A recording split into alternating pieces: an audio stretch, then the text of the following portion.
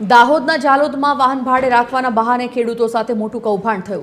Solar કંપનીના નામે 13 tractor, એક તુફાન અને એક બોલેરો મળી કુલ 15 વાહનો લઈને ભેજા બાજુ ફરાર થઈ ગયા છે।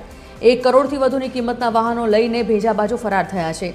આરોપીઓએ માસિક ભાડાની લાલચ આપી ખેડૂતોને જાળમાં ફસાવ્યા હતા। 2 મહિના સુધી ભાડું ન ચૂકવી આરોપીઓએ વિશ્વાસઘાત કર્યો। માલપુર લઈ તપાસ કરતા સોલાર કંપની મળી નહીં આવતા કૌભાંડ થયું હોવાનું સામે આવ્યું હતું।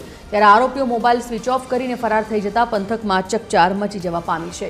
ભોગ બનનાર ખેડૂતોએ ઝાલોદ પોલીસ મથકે ફરિયાદ નોંધાવી પોલીસે સમગ્ર મામલે તપાસનો ધમધમાટ શરૂ કર્યો છે।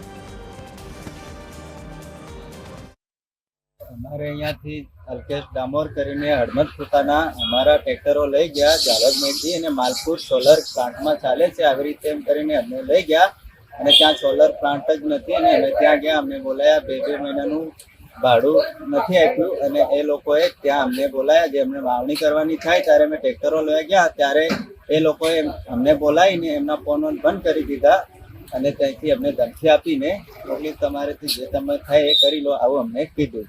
જે અલ્કેશ ડામોર કરીને છે આરોપી અને બીજો આરોપી એ મસાર પ્રવીણભાઈ અને ત્રીજો આરોપી છે વિજયભાઈ પરમાર।